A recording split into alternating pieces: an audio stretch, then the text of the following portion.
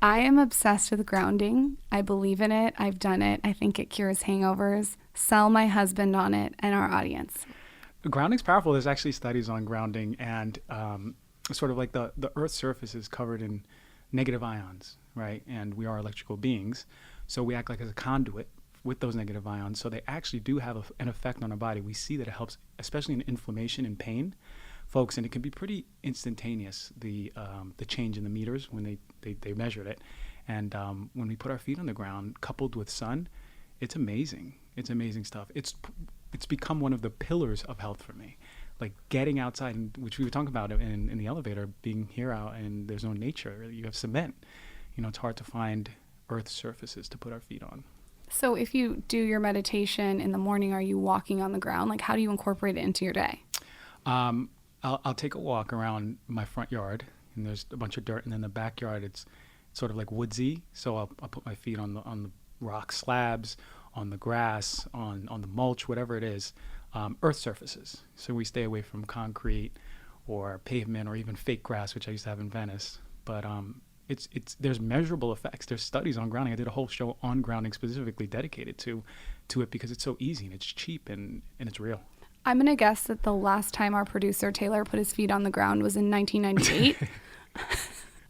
So I might buy you a grounding mat back there, Taylor, that you can just put your feet on it. No, I think just being in the city, you forget, 100%. right? Because the one thing that this whole year has pointed out, when it's that when you're stuck in a city like this, you don't realize how much you take nature for granted, because you're running around, and then all of a sudden you get stuck in one place in a loud, noisy city, and you're like, holy shit, I miss all that stuff. Even we were outside this weekend in Palm Springs, and Michael's testosterone went off the chart. I'm serious. There is something different with being outdoors. Mm-hmm. Yeah. So even without putting your feet on the ground, those Japanese studies, the businessmen who they measured going on their walks versus ones who stayed in the office, had reduced oxidation in their body, reduced inflammation in their body. So if you think about from a testosterone point of view, well, that's going to be a killer for testosterone. Yep. The oxidation, the inflammation. Plus, I'm sure you were less stressed. You were getting a little bit more sun, sleeping a little bit better. That's the biggest thing is when I get away from the city. What I notice one thing that this is pointing out, what I noticed about myself is how much I actually need to get away from cities. Mm-hmm. And I you forget that until something like this happens. But every time I get out, I'm like, oh wow, I'm not looking at my phone. I'm not stressed. I want to be outside more. I'm not thinking about anything except that present moment. Where here in the city, you're a little bit more revved up. You're a little bit more stressed. You just don't think about it until you're forced to kind of look at your current circumstances. Yeah, and look how much you're being inundated with artificial light, EMF, right? Pollution. When you're away, you're more in touch with your cycles, your rhythms, right? Circadian rhythm. When I moved to Topanga, I'm a night owl, so I would stay up to 1 a.m., which it's not good because I talk about sleep. But when I moved to Topanga, all of a sudden it got pitch black really fast. There's frogs out there, there's owls out there, and I'm like, well, there's nothing else to do than go to sleep. So all of a sudden I'm sleeping at 11 p.m., waking up at 7 a.m. And I'm like, whoa, this is really nice, and I feel better. My brain feels sharper. We are set for these rhythms biologically, and when we live in artificial circumstances, our body suffers artificially. I am ready to move to Topanga, Michael. Cart me over to Topanga. No, or Malibu. Or yes, so I'm ready for something woodsy. No, I was just telling you, with we're not under normal circumstances right now at Dear Media, but when we get back, I changed my whole company work from home policy. Even if we do get back to normal circumstances, everybody on the team has optional 2 days a week work from home, unlimited vacation. It pointed out to me how much we're missing nature and how much more effective people are when they actually get a little bit of a reset. Mm-hmm. I think we get stuck in these environments and it's go hamster wheel. Yeah. And what it taught me, what this environment taught me, was that my team is actually a little bit more effective when they're not put in these artificial circumstances all the time. Hopefully a lot of them are getting out and getting more sunlight and nature and trying to do that. But Yeah, think about you in Palm Springs. Imagine okay, you're out there, you feel good for one day, and then the next day you're ready to go to work. You're ready to do work from home and be really effective. Yes. We need those resets and to get in touch with ourselves, at least for a day. I agree. So give our audience some context on who you are, where you grew up, what you're into now. Okay. My name is Dr. Gonzalez. I'm a naturopathic doctor, and I grew up in New York City where there's no nature. So I know exactly what you're talking about, only concrete. And before I really moved out to Jersey in my adolescent time period, I had no feet on the ground. So yeah, I grew up in New Jersey. Initially I wanted to be a dentist. I thought it would be really cool, especially an orthodontist, because I had really bad teeth when I was young, so I know the effect of what it does to a kid's confidence when they get really straight teeth and have a nice smile. So I wanted to be an orthodontist, but then my mom was diagnosed with cancer when I was in school, breast cancer. And I would go to her appointments when I was off of school, and I saw how disconnected the medical community and even the dietitians were in true nutrition, right? Because what they were recommending for her was calorically dense foods, but in the form of she can eat whatever she wants, just make sure it's calorically dense, like cookies, cakes, pizza, Boost, Ensure nutritional drinks, nutrition, quote unquote. And I was like, this is incredible. Like, why are they doing this? Why are they recommending it? Because I can get you the same calories. At the time, I was like really working out, so I knew macro stuff. I can get you the same calories making you healthier stuff. So I started making food for her instead. And once I went back to school, she passed away. So I left school because I simultaneously learned about naturopathic medicine. I go, what the heck? There's a medicine out there that really targets the root cause of what's going on, treats the whole person head to toe, inside out, connects the mind and the body, and uses evidence-based medicine. How come no one told me about this? So I left and I came to naturopathic school. And after she passed away, it sort of was like the catalyst to jump into integrative oncology or just chronic disease prevention as a whole, and empowering men, but especially women who are predisposed to breast cancer, that we can do things right now. Even if you're 21, you can do things right now that'll work long term for you. So say a 21-year-old woman out there listening, she's in college. There's all these different things happening, like you said, with the artificial light, the foods we're eating, the things we're drinking, the alcohol we're consuming. Mm-hmm. What are some things that this 21-year-old can do to be preventative about breast cancer? First and foremost, it's sort of a byproduct of being a college is eating crappy sometimes or all the time, alcohol, stress. But taking time out, what I always say is like take an hour of the day to yourself to reset, and it's easier said than done. But if we can take an hour out of our day and go, all right, today I'm going to get in red, orange, yellow, blue, green, violet vegetables, whether within a smoothie or a fruit salad or a salad or something. Today I'm going to meditate. Today I'm going to do some breath work or something. And although I plan on going out with my friends and drinking alcohol, I'm going to drink matcha around it, which is a potent antioxidant that'll help negate some of those oxidative effects of alcohol. So just sort of taking some time to be more intentional about your lifestyle. But ultimately, the major change is when you let go of those things that are blocking your healing, like alcohol, smoking, lack of exercise. Stress is huge for even biological aging. Like long-term stress is just the killer. It sounds like your mother was obviously a very impactful person in your life now and before she passed. Like before she got sick, were you interested in all these things, or was that the catalyst to like really get you to dive into all this stuff? Yeah, I was. I was always into like a holistic approach to health. And by that point, I wasn't taking really any over-the-counter medication. I was treating myself, my immune system when I was sick, with herbs. I thought that was just a safer way, and it proved to be much better for me overall. But when she passed away, it was the catalyst to go into cancer, because at the time I didn't want to be around people who were dying, and at the end stage of life, or I wanted to avoid the fact that people die. But being inundated with that, you see like the cycle of life, but you also see that we could do much better in cancer care. People are dying without dignity, and they're dying without a chance to go, okay, well, why don't we even prevent getting here, right? Because once you have cancer, you go right through the ringer, chemotherapy, radiation. Again, I'm not against anything, but chemotherapy, radiation, surgery. And then they go home. You're good. Your scans look great. You beat cancer without ever truly understanding, like, well, what was the cause of cancer? The analogy I give is like you have a field and we burn it. We burn the weeds off the field that's like radiation, or throw chemicals at it like chemo, or chop it up like surgery. And we never address the soil because we take a snapshot of the field and we go, look, no more weeds. But they're inevitably going to grow back if we don't change the soil. So this is what I try to educate people on, is that the soil is not just one factor. It's many factors. And there's so much that we can do for it. But that's a disconnect between conventional cancer care and alternative. There's no integration. No one's talking about how do we connect both worlds. Yeah, I think there's a problem in this country particularly where we are very focused on solving a problem after it occurs. I mean, I think we see this in multiple areas now, not just in medicine, but like, and even if you isolate it down to what we've seen with COVID, like everybody's talking about what to do after you get it, but there's very little conversation about what to do prior to prevent it. We're still learning a lot of things. So why do you think that exists, particularly in the field of medicine? And because like you're right, I mean, you always hear about what someone does after they get it, but there's very little conversation about what to do to prevent it. And is that because there's a lack of understanding or a lack of research, or just because the system's set up in a way to incentivize the latter? The latter, what you said, because we don't have, there's no lack of research on understanding how we can help people preventatively, but the model is such that we are treating the symptoms, and that's the medications that we use, right? And that's what doctorism is, right? Medicinism is this, we have something for something, that's it. And even on my side, people will be like, okay, well, I get heartburn, what can I take for that? What's the natural substitute for that? But really never going, well, why the hell do I get heartburn? How long has it been there? When did it start? What are the inflammatory foods? What are the triggers? When is it better? When is it worse?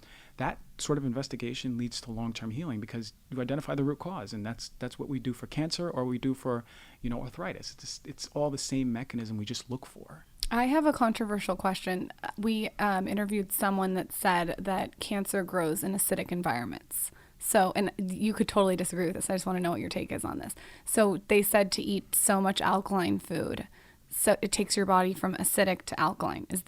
Is there any truth to that? No, I don't think so. You don't think so? Okay. No, your normal cells that don't have cancer can't grow in an acidic environment. It's not just cancer, but also there's a misunderstanding of the way that pH balance works, and I can't drink a gallon of baking soda and go, I'm alkalizing my body, right? Really what that's doing is affecting the acidity of my stomach temporarily, and that's it. Our body's too smart to let buffoons like me just drink, baking soda and go, I'm going to alkalize my body, because if we do, then we die, right? There's a very small window of pH that's allowed in our body. So I think cancer care, of course, those alkalizing foods are actually really helpful, because they have those phytonutrients that are beneficial at anti-cancer fighting properties.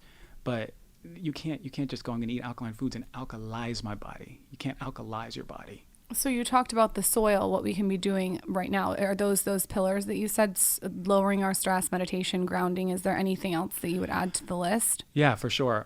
Movement and exercise. So the identifiable risk factors for cancers are, diet, nutrition, exercise, movement, and lifestyle, like smoking and alcohol, the stuff that we know, right? But I always add on things like sun, grounding, stress techniques like meditation, yoga, breath work. And then there's an aspect of cancer that no one really talks about, and it's because it's a little bit more esoteric, but for me it's as important, if not more, and that's the whole mental emotional side, right? Like, what is our connection, our social connection, right? We do know social connection is as important as a risk factor as obesity, cancer, alcohol, smoking, when it comes to just overall health. That's social connection. We look at the blue zones around the world. What do they have in common? Aside, they drink wine, right? They don't have the same diets, but they all have social connections. They're in a big table, and they know their neighbors, and they yip about everything. But and then the other side is social connection, and then trauma, right? Emotional trauma, things that we're holding in, never forgiving our dad or brother or best friend. I mean, these are, again, my mental, emotional, esoteric stuff, but what I've seen in cancer care is I've had patients with the best of everything, but they don't ever address that, and they don't improve the way that they do when they have that release of When you say best of everything, what do you mean? Like care, supplements. They're following the best diet that's for them biochemically. They're outside, they're meditating, but they're not addressing the deeper things, right? And trauma is huge for me. Like when it comes to all health, we have cellular trauma. Our body keeps score, like that book. How do you get rid of trauma? Oh man, that's a loaded question. Yeah. Is there no, I'm serious. Get specific on how someone can even start dealing with trauma. Yeah. So I mean, one thing that I always say is where in our life are we? Do we identify our habits, right? Like do we have self-sabotaging habits? What is our sense of worth when it comes to the way that we operate in life, right? Because so many of us have that sense of I'm not enough, or there's a lack of something. When you have that self-awareness, then you could start looking at yourself and going, well, damn, I am not in alignment. Because when you feel like you're in alignment, that's when you're most free.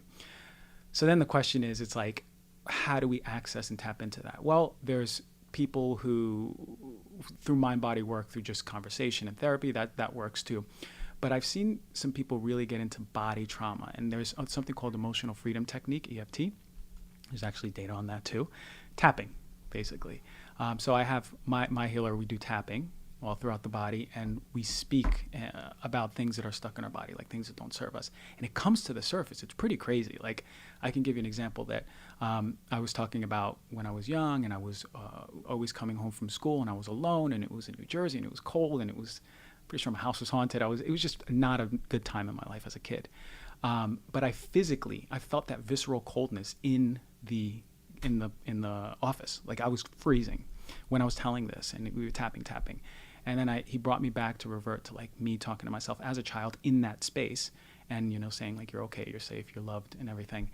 I swear, man, in the snap of a finger, I went from freezing to hot. Like, there was a release. It was a freeing part of me. And it's hard to say, like, how can I say, how do we release trauma if we can't identify trauma? What I can say is that there's ways out there. There's healers out there, right? Emotional freedom technique is one. I've had some people on my show who talk about subconscious trauma and how to release it. But it's major. But I think we all intuitively know what we're holding in, right? Like, if we have a shitty relationship with our dad, we can't mask that. If we're triggered by our dad or our mom or our best friend or our sister or brother, we feel that intuitively. And I think that it warrants more investigation to follow through with that. But opening your heart and forgiving is number one. I don't think we've ever talked about tapping on the show or going into the subconscious, because I think about all the time. I don't think I have.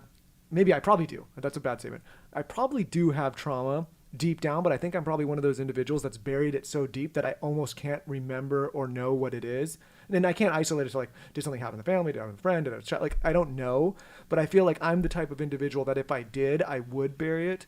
And then the question is, how do you go and find it and get it out if it's there and it's causing problems? Because Sounds like tapping. Well, because I think there's a lot of individuals, like I think there's some individuals that are very connected with themselves and know like I need to work through this, and they can tap into their subconscious quickly and get to there. And then there's other people that like, bury things. We know these people in our life. My sister had a lot of trauma when she was young, and she's sober now for 8 years, and she's done everything from AA to therapy to everything you can imagine. And she said the only thing that has really worked for her to release the trauma is tapping. Well, the reason I'm asking is because part of me is like, if I do have it and I'm functioning right now, maybe I don't want to find it. But the other part of me is like, maybe I do want to find it because maybe it's holding things back. I don't know. Yeah. So the first pillar for me always is self-awareness. Like, if we're inundated with the day-to-day and not stopping, like I even said, like with the college girl example, the college guy example, taking an hour off your day and having that self-awareness, the ritual time. And for me, it's very important every morning to have 2 hours to myself, period. No phone, no anything. That's ritual time where I get to journal, right? So all of a sudden I'm journaling about, all right, what bothered me yesterday. But then all of a sudden through time, I see myself the pattern of what's coming up. That's the importance of journaling, because you're putting tangible words on paper and seeing like, well, damn, like I was not happy about this, but now I'm not happy about this. Actually, this is a little bit deeper than I thought. Wow, actually, this has been going on since college. Well, what happened in college? You become your own investigator because you always have those answers. Like, I always say, when you fall on the floor and you have a cut, your body knows how to heal the cut. Like, inevitably, the universe has an intelligence too, where it's always trying to keep you emotionally in balance too. If we have these wounds that we keep opening up by having these self-sabotaging practices or just these behaviors that keep opening up, but the universe is going to keep presenting us with these people, places, things, situations, circumstances to open that up so we see it for ourselves as a mirror. We just have to pay attention. And that's what I'm trying to say. Like, we always have the chance to heal trauma. And it's a big part of health and cancer. This is what got us here, talking about cancer, but trauma is so huge. There's shamanic cultures where they believe that's what cancer is, the holding in of trauma, and it's growing and growing and growing. I'm in the middle, but it's a huge part of it.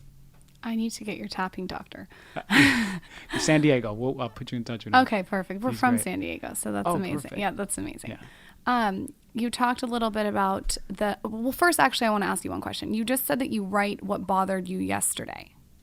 Normally, people that come on our show say they write what they're grateful for in the morning. That's different. Do you also write your gratefuls down, or is it just when you're writing, are you writing just what bothered you yesterday? No, I speak them. I write, but I also speak affirmations and gratitude. So what is, and the things that are in front of me that I'm grateful for, and then affirmations, what I am creating, right?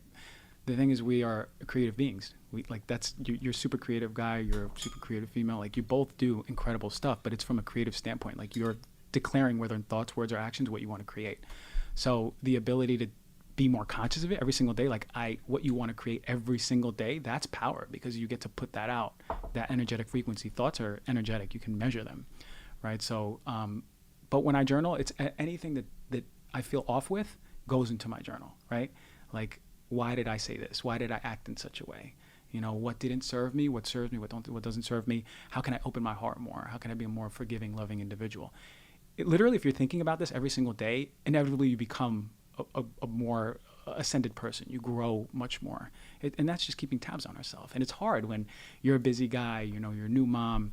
I'm running around all of Los Angeles, but it's still, at the end of the day, if we take an hour or even 30 minutes in the shower or 15 minutes in the shower, 15 minutes after, just find that time, even on a car ride, for us, turn off the music. That is the most powerful thing you can do for your health. Rituals.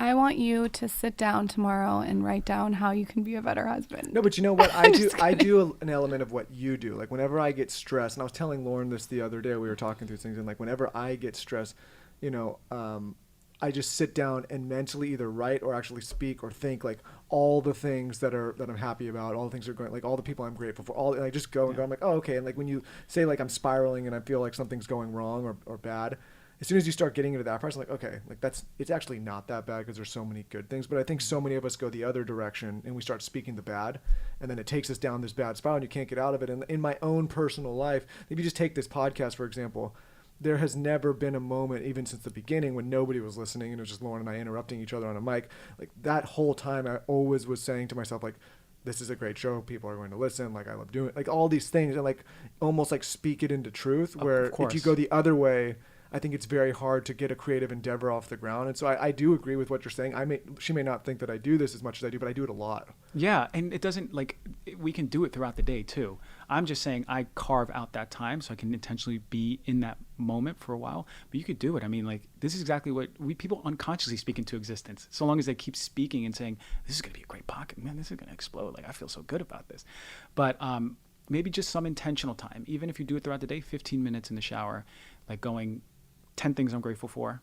That's there, and it's beautiful to think that you can be grateful for your legs to get out of bed. Like, whoa, and then things that you want to create. 10 things you want to create. Like I want to create a place in Topanga, a beautiful place in Topanga, and with grounding. Yeah, with some grounding, and Dr. G making you guys juices to welcome you into town. Like that type of stuff it's all there for you. And I think seriously, it's changed my life. It's changed my patient's life. It's changed all my friends' lives. It's something we can do, and it's so easy. So 10 affirmations every day and 10 gratitudes. 10 gratitudes. And affirmations leading with I am, right? I am is the most power. That's how it gets everything going, right? Like, I am a creator of the best podcast. I am a creator of, Topanga, beautiful house, and, mountains around me. Just saying that and visualizing it is really nice. Meditation's nice, but that's the whole esoteric side of medicine, but it's healing, and it's powerful. And all of a sudden you're not living your life on autopilot. It's sort of like, whoa, like, I remember speaking this and now it's here. That's wild. What else can I do? So you mentioned that you have 2 hours in the morning to yourself. Can you talk to us about your 2-hour morning routine and then your 2-hour wind down? I'm sure you have a wind down. Yeah. I'll talk about some of the physical stuff I do too.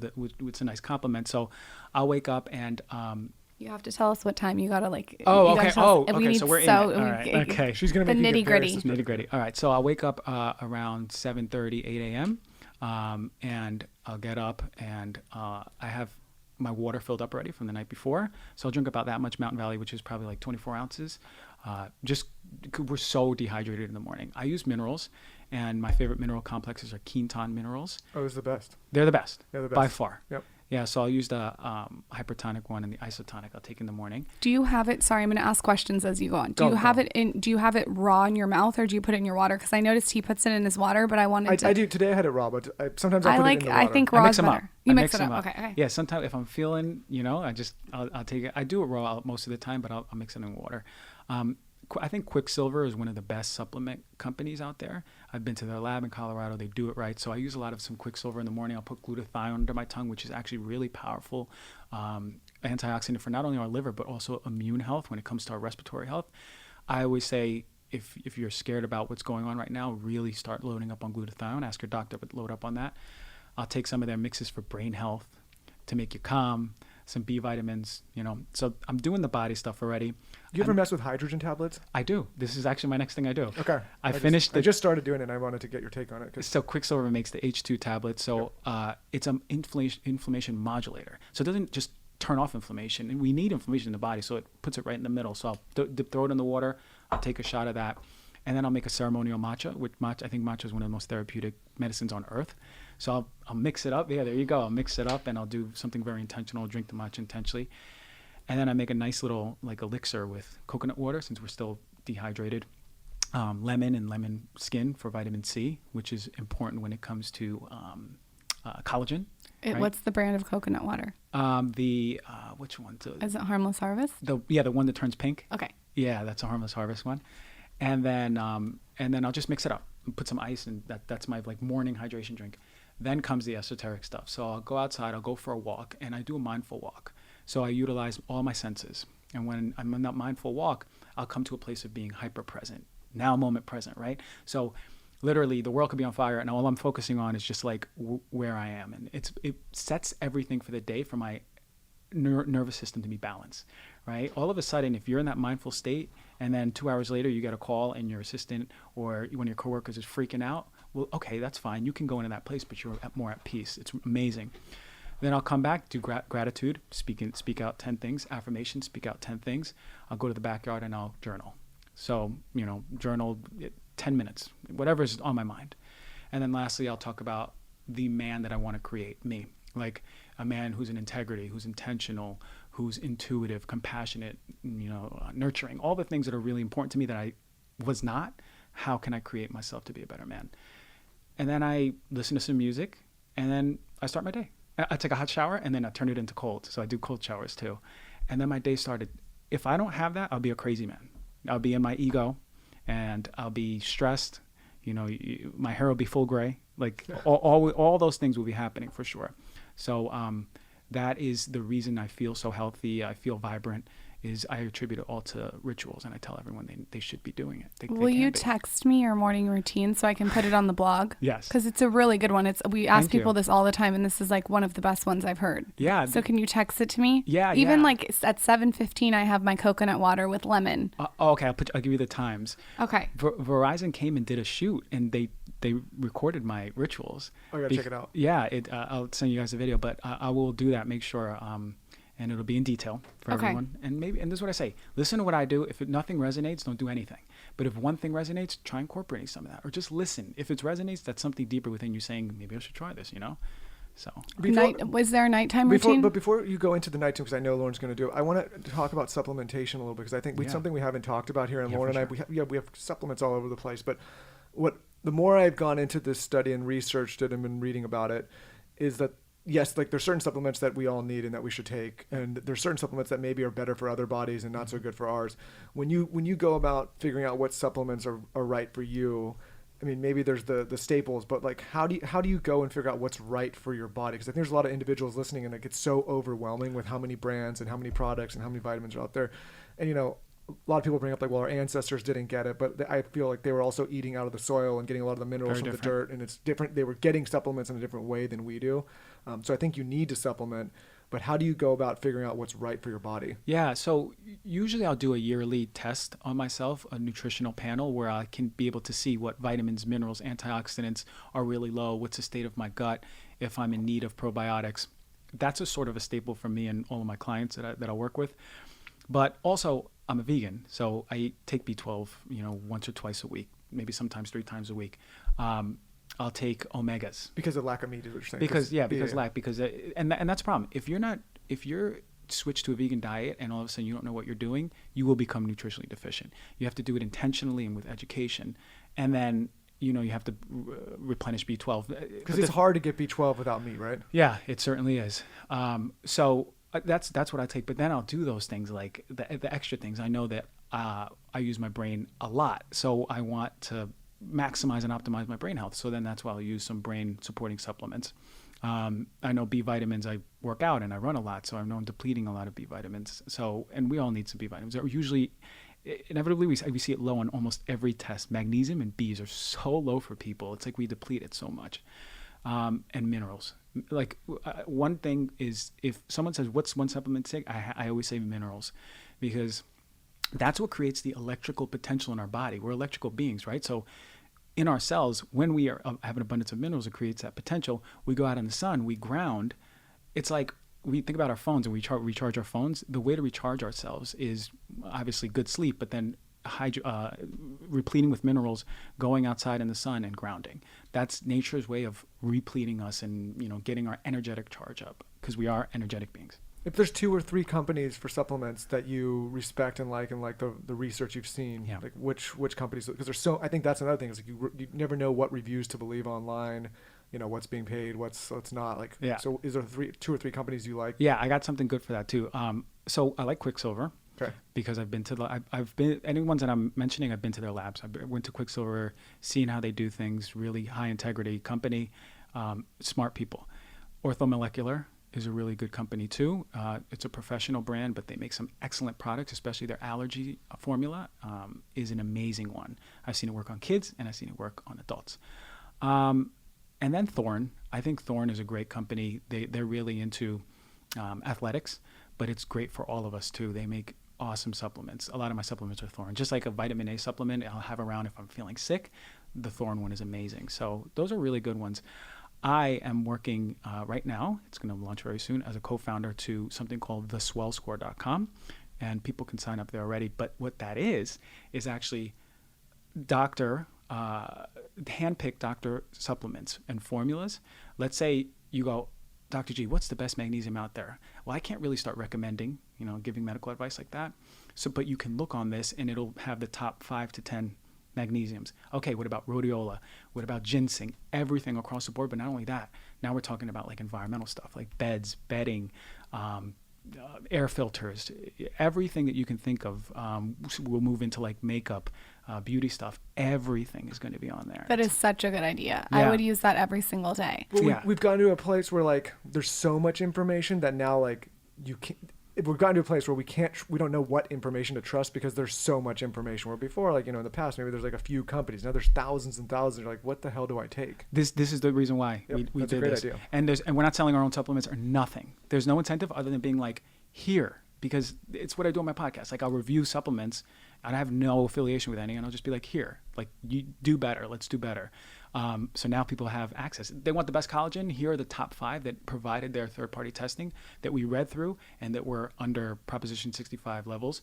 Go ahead. It's safe for you or your children. Sorry, Lauren. I know you want to go to the other stuff. I'm going on this journey. When I told her the other day, I was like, I'm going to spend this next month trying to figure out my health and which supplements and like how to get it under control because it's just been such a crazy year. But micronutrient tests. Get that tested so you can really see. Where can you get that test? Naturopathic doctor, functional doctor. You need to go to a naturopath. No, I need it. I'm sorry, but he's very like Western medicine. You need to do more Eastern medicine. That's not necessarily true. I just you're open-minded about it. Yeah, I just got to find the right people. You can see a functional doctor, and there's a lot of doctors around here who practice functional medicine, and they can do those functional tests where you see your micronutrient. Just see, are you super low in B12? Well, damn, like let's get it repleted in your body. Do you want to get naked and do an exam right now? I'm gonna get okay, I just want before we get into your nighttime routine, just really quick, can you shout out your favorite probiotics? I think Claire probiotics are really good ones. Claire. Klaire. Okay. They're one of the best ones that I found, but I like the ones by Microbiome Labs too. Their line of probiotics. Those are 2 really good ones. So nighttime routine, what's your wind down? Wind down, I turn off my phone about an hour to an hour and a half before bed. No electronics, I always say, so like sometimes I'll watch like some YouTube videos, like music videos or something at night, it's off. And then I'll write a little bit more. Sometimes I'll write like poetry or just something creative. I think creative time is immensely important for us. So can we do something creative every single day? And then that's where I'll meditate. So unless I'm really tired, then I just go to sleep. But I always try to meditate at night, wind down, and then visualize. So it's interesting. Our body doesn't know the difference between when we visualize versus when we're actually having the experience. Like, let's say I was an Olympic racer. I can do that visualization, like literally smelling the track, feeling the people next to me, hearing the gun, and then sprinting.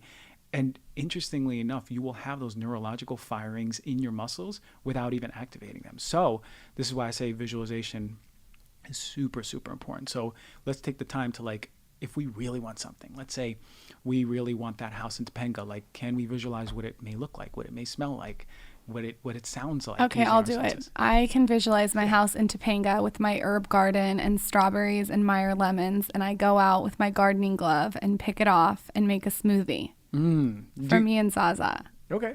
with the dogs and a pool maybe. Listen, you I'd are like a sauna. You are a walking contradiction. Like 2 weeks ago, you showed me a place in West Hollywood with no land and nothing. You're like, we need to. This is the dream No, house. but no. I found yes. okay, that is true. and But now I want nature. When I got pregnant, I realized how much I was missing out on nature. I don't know what pregnancy did to me, but it made me like really, really, really clear that I want more nature. She's a Gemini, so it depends which day and which the hour, Gemini, and which okay, way, like okay. which way we're going on the and what are pendulum. you? Aries. Oh, okay. Ooh. I'm a Leo, so Aries and Leos get along really Yeah. well. I'm drinking matcha. You've mentioned it a lot. I have been switching out my coffee for matcha for the last week because I'm trying to lose 25 pounds. Okay. This is a two-pronged question. The first question is, why is matcha so beneficial and do you love it much more than coffee? And the other question is, if someone is in the same position as me and trying to lose weight, what would you recommend? Okay. Matcha is very powerful. I have nothing against coffee unless it's crappy quality coffee. And I've done a whole coffee review on my show. And I know I say coffee like an East Coaster Yeah, you because I'm do. from New I York. was gonna say that. I just realized that. But I did a whole coffee show for that reason, is because they can contain heavy metals. But likewise, so can matcha, right? Like they can contain different contaminants and heavy metals. So when it comes to the data, green tea is super protective against breast and prostate cancer, and we're thinking some other cancers too. So matcha is potent in antioxidants, right? EGCG being one of the most important ones that are the anti-cancer ones. And it's different mechanisms. It doesn't just reduce the inflammation, reduce oxidation, but it also reduces something called angiogenesis, where cancer cells go, give me red blood cell, or give me some vasculature so I can grow, feed me. It stops that from happening. It's amazing stuff. But it also has L-theanine, which sort of counters the caffeine content. That's why people can drink matcha and go, "Oh, I'm not super jittery," because the L-theanine is one of the constituents in there that activate alpha brainwaves. We activate alpha brainwaves when we're meditating, when we're ready to go to sleep, and it's very calmative without being sedative. But you also get the effects of the caffeine, But right? you also do get the effects of the caffeine. So it'll should switch to matcha for boost a you little up, but it won't jitter you out. Like I can't drink coffee. Even if it has beneficial antioxidants, I can't drink it because it'll jitter me out, and I feel it. Some people are really sensitive and they can't metabolize it well. But matcha is amazing when it comes to it. But you got to get good quality one, right? You got to get good quality. Do you like the activated matcha from Air One? Oh yes, they have good quality one. Okay. Yeah, I personally have, and again, no affiliation. I take Pique, Pique, or Encha, I love ENCHA. Yeah, two companies that are really good. The Pique quadruple test for heavy metals and Encha tests. But you want to look at matcha, and it needs to be vibrant green. You know, your matcha should never look a dull green or even gray. Get off of that. That's oxidized matcha. It should be like beautifully vibrant, and when you drink it, it should look like that too. Not only when it's a powder, when it's mixed up. Man, for weight loss, that is like another loaded question. That is a loaded question because it's so many different mechanisms, right? It can be a thyroid thing, it can be a hormonal thing, but It is a thyroid thing. I have a low thyroid. yeah. So that's one of the first things we look for. But obviously, getting your thyroid checked, but also checking like things like reverse T3, which is something that's not traditionally checked, but it's important because we'll get to have a better look about how your thyroids function, and even people who have subacute thyroid issues that don't come up. You can see that when you test more sensitively. You do the full panel. But then hormones are so important. And I think that conventionally, we do a good job of seeing what estrogen, progesterone, testosterone looks like. But then when you do dried urinary hormones, you get the full picture of not only how it's breaking down, but also, if your estrogen is breaking down to the carcinogenic form that causes cancer, or the one that causes estrogen dominance, right? Or if you're breaking it down in a nice, healthy way. So I think women, what I say for all women, they should get tested, a dried urine hormone test once a year to have a better idea. And that can give us a lot of clues into weight loss too. But one of the first things for weight loss is getting off inflammatory foods. Like how much of your excess weight is water weight that is a function of inflammation, right? Because this is why sometimes people go, I started eating better and all of a sudden I lost 20 pounds. Well, it's because you were so inflamed from trans fats, sugar, processed carbs, like simple carbs. This is all the stuff that's causing that inflammation. So you shed out that inflammation and then really working on the internal environment. Weight loss is hard for some people. I've worked with patients with stubborn weight loss. And again, it's not only the thyroid, the hormones, obviously the nutrition and exercise, but also we have to also look at deeper stuff, right? Like, do you not want to lose weight for some reason? Are you holding on to your identity with that weight? And then that's the harder patients where we have to break through that too. What are some anti-inflammatory foods? Turmeric. Geez, like turmeric is like one of the king ones out there. Super anti-inflammatory. I just took my turmeric and cumin. Is that how you say it? Cumin? Yeah. Black pepper pill. Okay. So always be with black pepper to increase the absorption. Turmeric. Ginger is a readily accessible one that we don't make use of, but it's so potent. I love that anti-inflammatory effect. And then, listen, all you have to do is red, orange, yellow, blue, green, violet, colors of the rainbow of fruits and vegetables. You're already in the antioxidant, anti-inflammatory field. Like that's so when that's you what get you into making, like, let's say you have like a salad, how do you consume your vegetables? I'm assuming it's in a bunch of different ways, but it's like when you start to get into it, is it like, are there specific vegetables you find? Taylor, what the hell are you doing back there? Yeah, Taylor, what are you doing back there? I was thinking of the bag. You're eating something that's completely inflammatory, like Flaming Hot Cheetos, right? McDonald's. Oh my God! How can you eat that when we're how could I be talking to an integrative oncologist and me talking about vegetables he's and you're eating McDonald's? And let alone distracting me with my questions. Oh my God, Taylor! Anyways, but yeah, so like when you go into when you start to build out, like, is there like one that's your go-to or that you figure out like these are the vegetables that go in constantly? Yeah. So do you know what I do? I go to the supermarket and I look at the cart and I when I'm on the line, I go, do I have all the colors of the rainbow?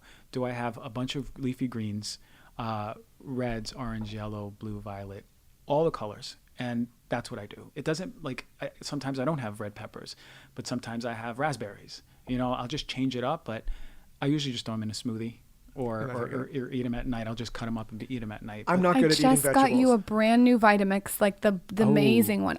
I just need to be told, because I'm not good at, I have a real difficulty like eating. It's hard to get down this. Sometimes it's just like so bitter and like. You just got to get over it. And it's so time consuming to eat a salad. Like I don't like eating salad. It's not efficient. I don't like eating for too long already as it is, even if it's really good food. Yeah. And like the salad just feels like such a long chore. But if I could just slam it in a smoothie Dr. and get G, it down. you should just make an IV that you can just inject everything in the arm. Wouldn't that be great? Yeah. I'm not a big foodie either. Like, if someone could give me a pill and I could take it really quick, I'm out, and then I'm going about my business. Finally, someone's on the show that it. agrees with me. I get it, 100%. But smoothies are pretty fast. I made one this morning. I threw in like as many colors as I can. What did you throw into your morning smoothie? Spinach. Okay. I put in mango. I put a plant-based protein powder, and I did a lot on protein powder, so What's the brand? they're not all equal. The one I used was New Zest, the original flavor, because we want to watch out for lead and cadmium in protein powders. And then I just put in nut seeds like pumpkin, right, for zinc. Put in some walnuts, and what else? I put some ice, and that's it. Very simple. Very simple. Oh, some blueberries. That's it. Michael's protein powder is probably called lead.com. Well, listen, I got it. And Taylor's protein powder is called McDonald's.com. So Dr. G on, so because that's what I have figure- to deal now with. I know all the stuff to get. I gotta be spoon fed the information and told, and then I'll stick with it. I have a question. many of us I do. feel like we haven't talked about this enough, is what you do day to day with dealing with patients. I'm really interested because I have vasovascular. What's it called? Vasovagal. Vasovagal. So even talking about this makes me queasy. But I would like to know, just because I'm curious, because it's so opposite of what I do. What is it like to be working in a hospital? Is it like a 5-day-a-week thing where it's all day long and you're dealing with patients? Are you in surgery? Like, explain like what your day is. Yeah. So my residency was in a hospital. I don't work in a hospital anymore. Got it. Yeah. So when I was in my residency, I was seeing the cancer patients, both inpatient, like just visits, outpatient, and then the inpatients when they just had surgery. And you'd be shocked at like the food they give people after surgery. It's incredible. I'm like, what are they doing? Like, I've had a lot of arguments with people on there, and then they're giving them a boost and the insurance. It was just too much for me, but we can do better. That's what I'm trying to say is in hospitals. But that was my day to day, like literally 5 days a week. Then I moved out to San Francisco. I worked in a practice with a colleague of mine. Then I moved down to here 2 years ago, and I actually worked right around on Hollywood and I don't know the cross street, but right by the Chinese theater I worked. And that was also 4 or 5 days a week, some telemedicine, but some patients. And then I went like this. I felt like I like seeing patients one-on-one. I'm good at it, but I think that for me personally, what I was gifted with was the ability to educate and teach better. So that's when I shifted towards mass education. That's when I put more intention in my social media, and then I went into more podcasting. So my podcast every single day is on a topic that we need to learn about. Like I could talk about matcha for 30 minutes. You do it daily? No, I'm sorry, every Friday. Okay. Once a week. And then the product reviews, which is going over like, all right, greenwashing. Like all of a sudden, like we have these all-purpose cleaners that they're selling at Whole Foods, but are they good? What grade do they get and why? Versus what else can we do better? Can we make them at home? Or what brands are like not at Whole Foods maybe, but way better for us and our kids? So this is I'm more passionate about putting that out there, because now all of a sudden seeing 8-9 people a day versus like 10,000, 15,000. It has greater impact. Yeah, it's greater huge, impact. like, and that's what lights my fire. So I identify that. With that said, I work with concierge clients around here, so I'll have people that I see I'm on call, but that allows me to like put a cap on it, and I get to see as many people as I want, but then educate others. And that's sort of what my day-to-day is. So does the patients that you work with just have to be people with cancer, or can you work with someone like my husband? Yeah, it's literally everyone. So you could work with anyone? Yeah, Okay. I don't just work with cancer anymore. When I was working in the clinic 5 days a week over here in Hollywood, it was just cancer. But now it's just because we can all do better. Like, why would I work with just cancer if we can prevent cancer? If we can do the things it's to prevent genius. cancer. What you're doing is it's truly genius. It's empowering for people, and that's the most important. Well, there thing needs for to be more of it, because we were talking about this earlier in the show, and I was like, why? When we asked the question, is like, why are we only talking about what to do after the fact? And we need more people like yourself that actually know what they're talking about to start sharing this information ahead of time. Because I feel like the benefit of doing this podcast, of like, if a bunch of people listen to this and they pick up information here that can help them be healthier and it can prevent some of these things, like that is a really noble and good thing to do, as opposed to just waiting until a problem occurs. For sure. It's it's why I have such a problem with like traditional mainstream media. Is like all you hear is fear mongering all day long, which is probably causing more issues and more stress and more cancers and more problems. And then after, it's like, well, now everybody's sick, this is what you do after the fact. There's like, if people use those platforms to have these types of conversations and promote those to the world, like we would be in my opinion, we would be in such a better place as a country. 100%. And we see that, like we see so much fear-based media in the mainstream that I really think this whole situation has caused people to go, what the hell am I listening to? Like, this Crazy. is too much. It's insane. Yeah. I mean, even if you turn it on in the morning, let's say you turn it on, you wake up at like 9 a.m. Okay, like you can get the soundbite of what's going on in the world from 9 a.m. to 10. Yeah. But the problem is you turn it on, it's all day long, the same thing over and over. Maybe we like dedicate a couple hours. I think that causes cancer. Yeah. You're sitting there listening to horrible negative things all day long, and that's, to me, that's growing cancer. Well, think about your energy, right? Like you have to protect your energy, and you have to be very intentional about what you're letting in. I during this whole thing, I said, can we do a media fast? Like not only just fasting, but can we do a media fast? So I had everyone just turn everything off for a few days, reset, like go outside, put your feet on the ground, be in the sun, be with your family, breathe, and then come back. We were with a good group, like a really close group of friends we talked about in Palm Springs this weekend. And late at night, after a couple of drinks, we were talking about dinner, and we were talking about the news cycle. And Lauren and I shared with them that throughout this entire process, we don't own cable in our house. Like, we don't even have a cable box. No. So we selectively choose, what shows we're going to watch or what media we're going to consume. But I also, every single day, I like you said, I'm so intentional. What podcast do I want to listen to? Do I want today to be more of like a hustle day where I'm hyped up, or do I want to learn more about a certain subject, or do I want to listen to someone like Glennon Doyle who's going to, talk about emotion? Like, I get to pick what kind of mindset I want to be in by controlling the media I'm consuming. But some of our friends were so shocked, like, wait, you haven't been watching the news, you don't know what's on the news. It's like, no, we're aware, because we can go on and read an article or two and see what's happening and like get on Twitter to see for a little bit. But the difference is we're not all day long stuck in the news cycle. And I feel like it's been really beneficial for us, for our headspace, for our family during this time, because we've done what you just talked about, which is this media fast pretty much the entire time this has been going on. We could be better. We can get off our phones at night earlier. Sure, but we cannot look at our phones in the morning. We cannot have cords all over our house. We have cords. Him and his cords.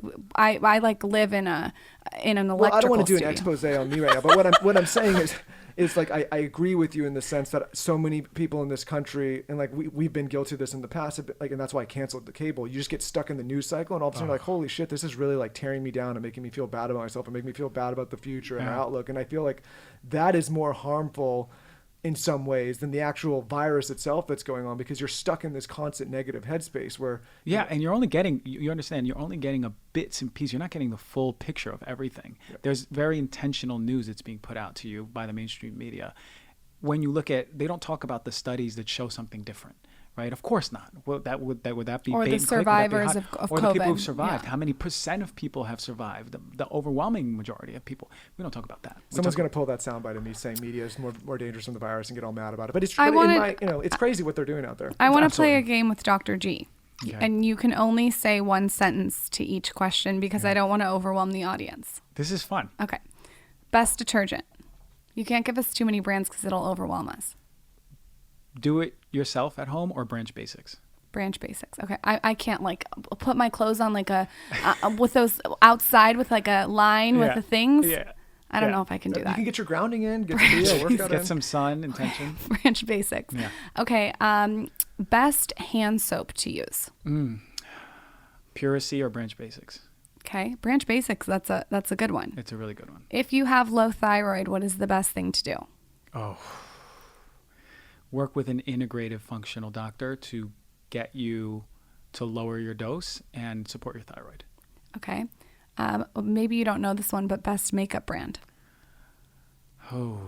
Any of the, I don't know the specific ones, but I will say any ones that are Environmental Working Group certified. So EWG certified Skin Deep database, where they have graded it and tell you why. And when they have the stamp, the certification, then you know it passes the test. Best, no, babe, I have a couple more. Best, what's the, not the detergent for the sink, dishwash soap. Dishwashing soap? The one I have is Branch Basics. Branch I sound Basics. like an affiliate for them, but I swear, like, I haven't seen one that is cleaner yet, aside from Puracy. Those are two of the best, like, overall at home, just versatile. Do you like it better than Molly's Suds? Have you heard of Molly's Suds? I think I have. I don't know them well enough. It's not the only good company. It's Okay. the good company that Dr. J knows, you know? Best bread company. Ooh. I'm a bread lover. You are. I like Happy Campers. Dave's Killer Bread's pretty good. I like Happy Campers as one. And then there is the Udi's. Okay. Best Kleenex. I'm sorry, not Udi's, Canyon. That was Canyon. Okay, Yeah, sorry. Canyon. Best Kleenex? Yeah. Like just Is there like a toilet paper Kleenex we should be using to wipe our butt with, or does it not matter? I've never gotten that deep. Taylor uses his McDonald's hamburger wrap, so. Best 1 to 3 sleep supplements, because I know there's different people that come on. Oh, and Michael talk. wants to play the game? Well, I want to know. Okay. This You can is a look. very selfish podcast. I'm trying to heal myself. Okay. So best 1 to 3 sleep supplements. Okay.